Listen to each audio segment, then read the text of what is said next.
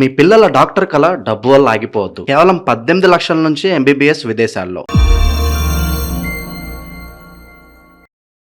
ప్రస్తుతం మనతో పాటు ప్రముఖ ఆధ్యాత్మికవేత్త, జ్యోతిష్య వాస్తు పండితులు బ్రహ్మశ్రీ ఉమామహేశ్వర సిద్ధాంతి గారు మనతో ఉన్నారు. గురువుగారితో మాట్లాడదాం. నమస్కారం గురుగారు. ఆయుష్మాన్ భవ. గురుగారు, ఆగస్టు మాసం మీనరాశి వాళ్ళకి ఏమైనా శుభవార్తలు ఉన్నాయా, లేదంటే ఏలినాటి శని అలాగే వెంటాడుతూ ఉందా? మరి ఏ విషయాల్లో ఎక్కువ జాగ్రత్తలు తీసుకోవాలంటారు? సర్వమంగళ మాంగళ్యే శివే సర్వార్థ సాధకే శరణ్యే త్రయంబకీ దేవి నారాయణీ నమోస్తుతే. ఓం శ్రీ గురుభ్యో నమః. ఓం శ్రీ ఘం గణపతియై నమః. ఆగస్టు నెల 1వ తారీఖు 8వ నెల 2026వ సంవత్సరము, స్థిరవారము, శతభిష నక్షత్రము. చాలా బాగున్నాయి అన్ని. తిదివార నక్షత్ర యోగకరణాలు బాగానే ఉన్నాయి. శోభన యోగము, వనజీకరణము, శని ఉన్న స్థానము మీనరాశిలోనే. శని జన్మస్థానంలో ఉన్నాడు. తృతీయ స్థానమైన వృషభంలో కుజుడు ఉన్నాడు. చతుర్థ స్థానమైన మిథునంలో బుధుడు ఉన్నాడు. కర్కాటక రాశి అయిన 5వ స్థానంలో పంచమ స్థానం కర్కాటక రాశిలో గురు రవులు ఉన్నారు. షష్ఠమ క్షేత్రంలో శుక్రకేతువులు ఉన్నారు. లాభక్షేత్రంలో రాహుచంద్రులు ఉన్నారు. ఇది గ్రహ సంచారం. మీనరాశి వారి గురించి ఈ మధ్య జూన్ జూలై నెలలోంచి ఆగస్టులో కూడా చెప్పేశారు. అప్పుడే నేను చూశాను. ఇంకే ఉంది, చాలా విశేషమైన, ఒకళ్ళే కాదు, రకరకాల మంది రకరకాలుగా చాలా విశేషంగా చెప్పేసేస్తున్నారు. ఇలా ఎక్కడ లేని సిరి సంపదలు, ఎక్కడ లేని ధనాదాయాలు, ఎక్కడ లేని పేరు ప్రఖ్యాతులు ఎన్నో వచ్చేస్తున్నాయి అంటున్నారు. నాకు తెలుసున్న ఆయన ఒకటి మీనరాశి ఉన్నాడు. మరి ఆయనకి ఏం రావట్లేదు. అడుగుతారు కదా, నాది మీనరాశి ఉంది ఏంట్రా అబ్బాయిని, నన్ను ఊరేటోరు అనుకుంటారులే, ఏమి రావట్లేదండి. అవన్నీ నమ్మకం కదా. ఎవరి జాతకం జన్మజాతకాన్ని బట్టే ఉంటుంది. అవి గోచార ఫలితాలు అలా చెప్తుంటారులే అని చేసి మనం ఏదో చెప్పుకుంటవచ్చు. నిజంగా చెప్పాలంటే మీనరాశి వారికి ఏలినాటి శని ప్రభావం. జన్మములో శని ఉన్నాడు. జన్మములో శని ఉండి ఏ ఒక్క గ్రహ దృష్టి మీనరాశి మీద ఉంది అని చూస్తే గురుగ్రహ దృష్టి ఉంది. మీనరాశికి ఆధిపత్యాన్ని వహించింది ఎవరు? నక్రశ్య కుంభరాశ నాయక సూర్యనందనాన్ని శని భగవాన్ ఉంటుంటే గురువు యొక్క దృష్టి శని మీద కేంద్రీకరించబడి ఉన్నది. అంటే శుభదాయకమైన ఫలితాలు ఇవ్వాలి. అశుభదాయకమైన ఫలితాలు ఇస్తే అలాగా. అయితే శుభదాయకమైన ఫలితాలంటే నేను చెప్పవచ్చేది ఏంటంటే, నీకు ఎంత కావాలో అంత అనుకోని విధంగా నీ ఆర్థిక స్తోమతని పడిపోనివ్వకుండా, యాచనావృత్తి చేయకుండా, సర్వ పనుల్లో కల్లా యాచనం అనేది చాలా నికృష్టమైనది. అడుక్కోవడం, అది చేయకుండా, అప్పు చేయకుండా, అప్పు కూడా దరిద్రమే. అప్పు చేయకుండా నీ యొక్క శక్తి సామర్థ్యాలకు సరిపడగా నీకు కావాల్సిన ధనాన్ని నీకు ఇస్తున్నాడు. అంతకంటే అదృష్టం ఉందయా? మంచిదే కదా, వస్తుంది కదా, యోగదాయకంగానే వస్తుంది. అలాగే ఇక్కడ నలుగురు చెప్పిన విధంగానే ఒక స్త్రీని యొక్క జాతకంలోకి వస్తుంది అని చెప్పారు. నేను చెప్తున్నాను, అదృష్టమా కాకపోతే దురదృష్టమా చెప్తా. అదే విషయం చెప్తున్నాను. ఒక స్త్రీ కానీ పురుషుడు కానీ నీ జాతకంలోకి పాతతత్వంలో ఉన్నవాళ్ళు, అంటే నిన్ను మోసం చేసి నువ్వు యోగదాయకంగా ఉండాలి, ఎంతో కష్టపడి నువ్వు అందరికి మంచి చేసుకుంటే వెళ్ళావు, ఆవిడికి లేదా అతనికి మంచి చేసావు, ఉన్నతమైన స్థానంలో నీ డబ్బు ఇచ్చావు, నీ యొక్క ఇది ఇచ్చో అది ఇచ్చో, అయినా నీ యొక్క ఉన్నతంగా చూడలేదు, కష్టం చేశారు, కష్టం పెట్టేశారు, నిన్ను అదో గతిపాలు చేసి పాడేశారు, మోసపోయాం. ఇక్కడ చీడ పురుగు చేరి చెట్టు చెరుచు, వేరు పురుగు చేరి వృక్షంబు చెరుచు, కుత్తిక్షండు చేరి గురవంతు చెరుచుర విశ్వదాభిరామ వినురవేమ. ఈ పద్యాలను తెచ్చుకోలేదా? ఈ తప్పు చేసేవాడు అని చేసి నీకు తెలిసిపోయా కదా, మోసపోయా కదా. ఒకరిని ఒకసారే మోసం చేయగలడు ఎవడైనా. ఎందుకు చేసాడు? వాడు తెలివైనడు, ఈడ జాగ్రత్తగా ఉన్నాడు. ఒకరిని 10 సార్లు మోసం చేశాడు. 10 సార్లు మోసపోయావు.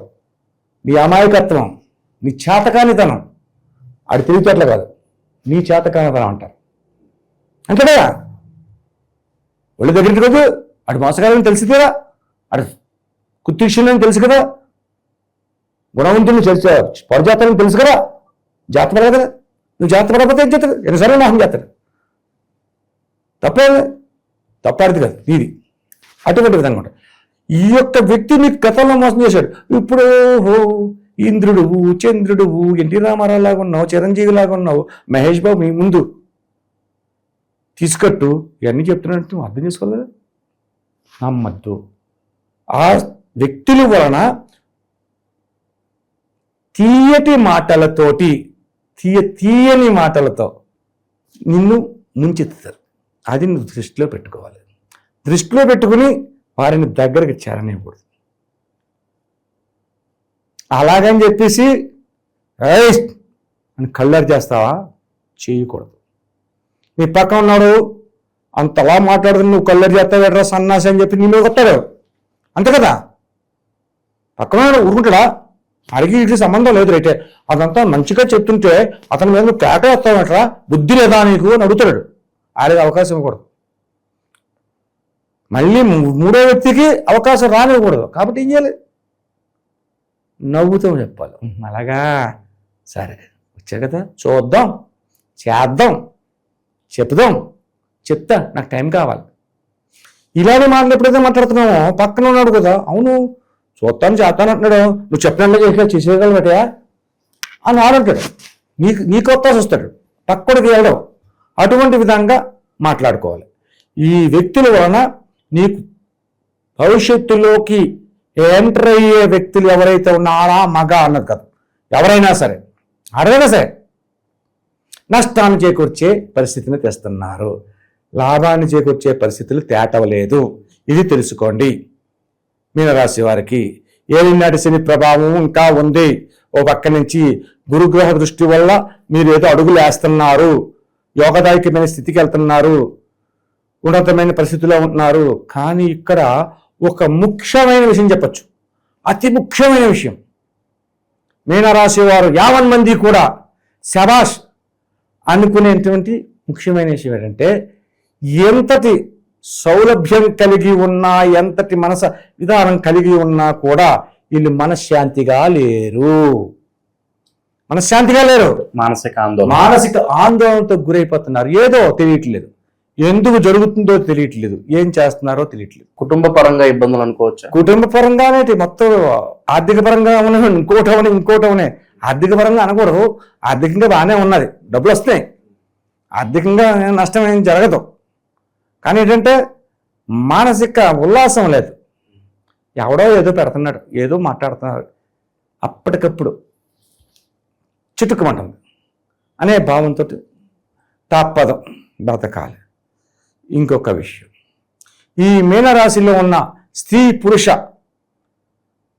వృద్ధ, బాలిక, యువక ఎవరైనా సరే ఆరోగ్య విషయంలో శ్వాస సంబంధితమైన వ్యాధులు వస్తున్నాయి. శ్వాస సంబంధితమైన వ్యాధుల వల్ల ఏమవుతుంది? మాట్లాడుతూ హార్ట్ అయిపోవచ్చు. శిర సంబంధమైన వ్యాధులు వస్తున్నాయి. ఆలోచన ఎక్కువైపోతే మెదడులో ఉన్న నరాలు చిట్లిపోతాయి. ఏమవుతుంది? హాస్పిటల్కి వెళ్ళే అవకాశం ఉంది. అటువంటి భయంకరమైన వ్యాధులకు గురి అవ్వడానికి అవకాశం ఉంది. హార్ట్కి సంబంధించి, మైండ్కి సంబంధించి, కిడ్నీకి సంబంధించి, లివర్కి సంబంధించి రకరకాలు అన్ని. ఈ నేను చెప్తున్న పాటలన్నీ చిన్నవి కాదు, మెయిన్ అటువంటి వాటికి ఉన్నది. ఎందుకు ఇలా జరుగుతున్నది అంటే గ్రహ విధానాల్ని, అనుసరతత్వాన్ని బట్టి జరుగుతుంది. అంతా బాగానే ఉంది, డబ్బులు వస్తున్నాయి, అంతా బాగానే ఉన్నాయి, కళ్ళు తిరుగుతున్నాయి, డబ్బులు వస్తున్నాయి కదా, శ్రద్ధ పడతలేదు. మానసిక ఉల్లాసాన్ని కోల్పోయా కదా, మనసు బాగాలేదు, నేను చెప్తావు, ఏదైనా చెప్తావు, ఏం చేస్తావు అడగద్దు, ఏదో చేస్తాడు, పిచ్చి పిచ్చిగా ప్రవర్తిస్తాడు. పడుకుని మానేస్తాడు, ఎందుకంటే నిద్ర పట్టదు, తల బాగా తీసుకుంటాడు, ఎక్కడ ఉంచగలదు. కాబట్టి అనారోగ్యం రాలా కారణం వీళ్ళు అయిపోతారు. అటువంటి విధానంలో జాగరూకతను తీసుకోవాల్సిన పరిస్థితి ఉంటుంది. అది ఏ రకంగా తీసుకోవాలి, ఏం చేయాలి, అది రేణి మనం చెప్పుకుందాం. ఇంకేం కావాలి ఇందులో? నిరుద్యోగులకు ఏమైనా శుభవార్త ఉందంటారా? శుభవార్త ఉంది. నిరుద్యోగంగా ఉన్న మీనరాశి వారు ఈ యొక్క మాసంలోని కోతులకు నివేదన చెయ్యండి, అరటి పళ్ళు పెట్టండి, మీకు కనపడింది, బెల్లం పెట్టండి. బెల్లం పెట్టమన్నాను కదని చెప్పి నల్లగా ఉన్న బెల్లం పెట్టకూడదు, తెల్లగా ఉన్న బెల్లం పెట్టాలి. ఇలా చేస్తే నిరుద్యోగంలో ఉన్న వారికి ఎక్కువగా 21 రోజులోనే ఉద్యోగాన్ని సంపాదించే అవకాశం మీనరాశి వారికి ఉంది. కోతులకి బెల్లము, అరటిపళ్ళు, ఏదో ఒకటి తిండి ఇలా పెడితే యోగదాయకంగా వెంటనే ఉద్యోగాన్ని పొందుతారు. ఆస్తి తగాదాలు కావచ్చు, పోలీస్ స్టేషన్ వ్యవహారాలు, ఇలాంటివన్నీ ఈ చిక్కుముడులు తొలగిపోవడానికి ఎంత సమయం పడుతుంది? ఇక్కడ మీనరాశి వారికి ఆస్తి తగాదాలు చిక్కుముడులు ఉన్నాయని చెప్పేసి ఎవరన్నారు? రేరుగా ఉంటాయి, ఎక్కువ మందికి ఉండవు, చాలా తక్కువ మందికి ఉంటాయి ఆస్తి తగాదాలు అనేది. అయితే ఏంటంటే మీనరాశి వాళ్ళు ఎప్పుడూ కూడా తెలివైన వారు, మేధాశక్తి సంపన్నతలు. దేవగురుడైన గురువే, దేవతలకు గురువైన వాడే గురుడు. ఎంత శక్తి సంపన్నుడు? శుక్రాచార్యుడైతే దైత్యగురుడు, ఈయన దేవగురువు బృహస్పతి. అంతటి గురుతత్వంలో ఉన్న వాళ్ళ అసంతృప్తంగా అజ్ఞాతంగా ఉంటాడా? తెలివితేటలుగా కాకుండా ముఖంగా ఎంత కొట్టాడు, ఎక్కడైనా జాగ్రత్త పడతానే ఉంటాడు. మనకి ₹1,00,000 వస్తున్నాయి, ₹1,00,000లోని 10,000 రూపాయలు వీడికి ఇవ్వాలి, 2,000 ఆడికి ఇవ్వాలి అని లెక్కలేసుకుంటాడు. చేతగానే ఉంటాడు. ఓహో పొలం కొంటున్నాము, మన అన్నయ్య గారికి ఇంత ఇవ్వాలి, మన తమ్ముడికి ఎంత ఇవ్వాలి, ఎందుకు వచ్చింది ఎంత కూడా ఎప్పుడూ సరిపోతుంటాయి. అదే మీరు తీసుకున్నాను, నేను తీసుకుంటాను, ఎప్పుడు ఉంటాయి. గొడవలు పడేంత అవకాశం ఉండదు. కానీ రేరుగా కొంతమందికి ఉంటాయి. రేరుగా కొంతమందికి కోర్టు వ్యవహారంలో ఈ యొక్క మాసంలో వీళ్ళకి ఏ విధమంటే నష్టము జరగదు. కోర్టుకంటూ వెళ్ళి ఉంటే నష్టం జరగదు. నష్టం జరగకూడదు, ఉండాలి, దానికి తగ్గ రెమెడీ ఉంటుంది. ఆ రెమెడీని మనం చెప్పుకుందాం తర్వాత. సో ఓవరాల్ గా చూసుకున్నట్లయితే ఇక్కడ మానసిక ఆందోళన ఎక్కువగా ఉంది. అలాగే ఏ పని చేసినా సాటిస్ఫాక్షన్ లేకపోవటం, మనకి ఎంత వచ్చినా ఎంత సంపాదించినా సాటిస్ఫాక్షన్ లేకపోతే ఇంక మన లైఫ్ వేస్ట్ ఒక రకంగా. మరి శని ప్రభావం కూడా పక్కన బాధపడుతుంది. మనసు ప్రశాంతంగా ఉండడానికి, శని ప్రభావం కాస్త తగ్గడానికి మంచి మంచి పరిహారాలు తెలియజేయండి. కాస్త తగ్గడానికి మొత్తంగా తగ్గించుదాం. కాస్త తగ్గించుకుంటే ఎలా కుదురుతుంది? కాస్త తగ్గించుకున్న ఉన్నతికి కూడా వస్తారు కదా శని భగవానుడిని. సంపూర్ణంగా చేసుకోవడానికి తగ్గ ఏర్పాట్లు చేద్దాం. ఏం చెయ్యాలి? ఈ యొక్క ఈశ్వరతత్వాన్ని మీనరాశి వారు తీసుకోవాలి.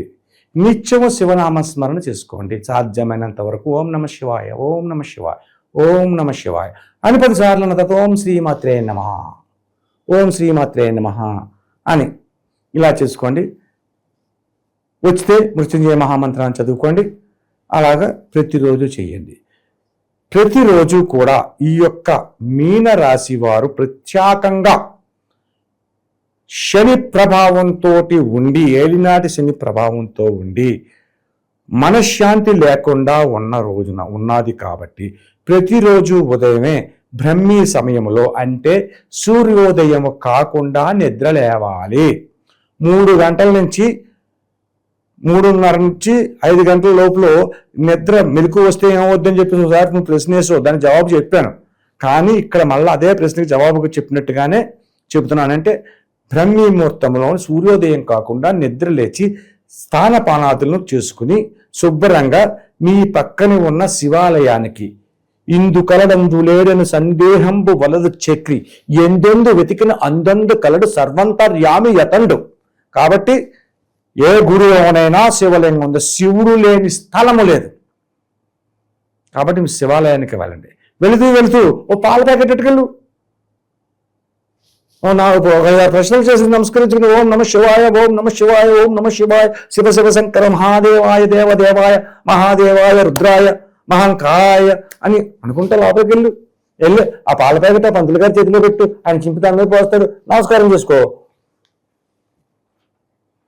నమస్కారం చేసుకుని లంపలేసుకో, స్వామి నా ప్రధానం క్షమించు అని. నువ్వు ఇంకే కోరిక కొరకక్కలేదు. దేవుడి దగ్గరికి వెళ్ళి నాకు ఇది కావాలి, అది కావాలి, ఇది ఇయ్యి, అది ఇయ్యి, ఇదొద్దు, అదొద్దు, నువ్వేం చెప్పక్కర్లేదు. నీకు ఏది ఇవ్వాలో, ఏది ఇవ్వకూడదో, ఎప్పుడు ఎలా చేయాలో అదే చేస్తాడు భగవంతుడు. ఈత రాక భయక్రోధమన్మయ్య మాముపాశ్రిత బాహవో జ్ఞాన తపస పూతామధ్వో మాగత అన్నారు. కాబట్టి నీకు ఎప్పుడు ఎదిగి వల్ల ప్రతిసాబాయి నేను ఇస్తాను, నువ్వు ఎక్క అడిగిన మతం ఇచ్చేస్తాడేటి. మనసులో ఉండాలి. మనసులో ఉంటే ఎత్తాడు ఎదటైనా ఎవడైనా.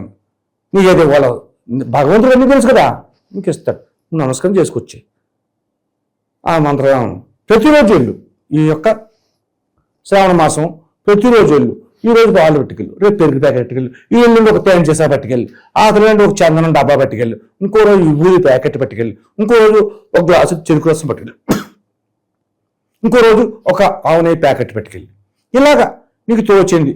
ఒకరోజు ద్రాక్ష పళ్ళ రసం పట్టుకెళ్ళి జ్యూస్ చేసి నీకు తోచింది ఏదో ఒకటి ఇచ్చాను, నమస్కారం చేసుకో.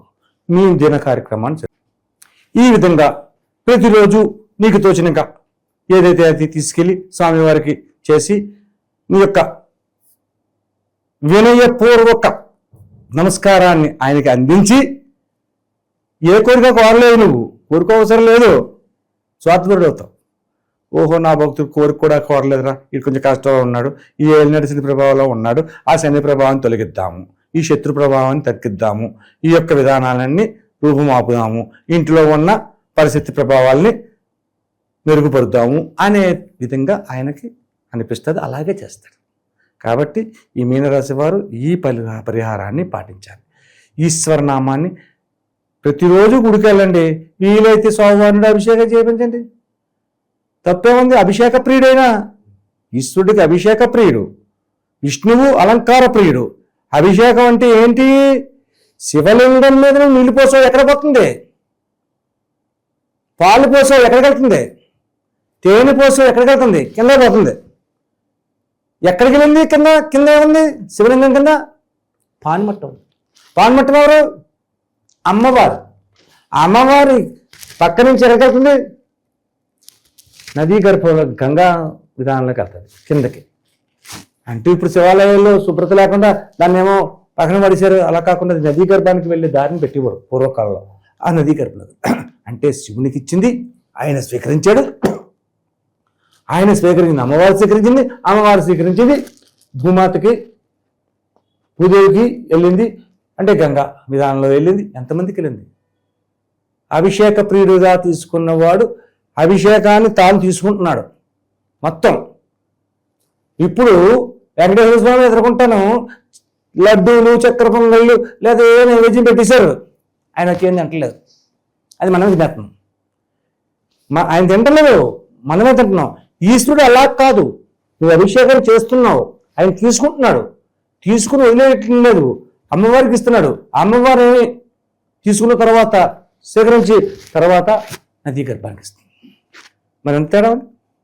ఈ విధంగా ఎప్పుడైతే మనం చేస్తామో ఈ యొక్క మీనరాశి వారికి ఎంతో కష్టభరితంగా చెప్పుకోలేకుండా నవ్వుతూ తిరుగుతూ నేరుస్తున్న వారందరికీ కూడా ఉపయోగకరమైన స్థితులు పొందుతారు. అత్యధికమైన యోగదాయకాన్ని పొందుతారు. ఆగస్టు నెల ఏ విధమైన ఇబ్బందులు ఉండవు. ఏ విధమైన నష్టాలు కష్టాలు ఉన్నా పైకి కనపడకుండా నవ్వుతానే ఉంటారు. అలాగే ఈ యొక్క మీనరాశి వారికి ఈ యొక్క ఆగస్టు నెలలోని గృహ యోగ్యతాభావం కూడా కలిగి ఉన్నది. గృహాన్ని నిర్మించడము లేకపోతే కొనుగోలు చేయడము అనేది జరుగుద్ది. దూర ప్రాంతము నుంచి దగ్గర తత్వంలో వచ్చే స్త్రీ పురుషులు నమ్మద్దం. దూర విధానంగా కొత్తగా వచ్చిన మిత్రుల వల్ల జరుగుతుంది. వాళ్ళు చెప్పే మాటల్ని విశ్వసించి మంచి ఆలోచన చేసుకుని దాన్ని ఆచరణలో పెడితే లాభదాయకమైన ఫలితాలను పొందగలుగుతారు. ఇది తథ్యం. ఓవరాల్గా ఆగస్టు మాసంలో మీనరాశి వాళ్ళకి ఎదురయ్యే పరిణామాలు మరి ఏ విధంగా ఎదుర్కోవాలి, ఎలాంటి జాగ్రత్తలు తీసుకోవాలి, మంచి విశ్లేషణ అందించారు. ధన్యవాదాలు. ఆయుష్మాన్ భవ.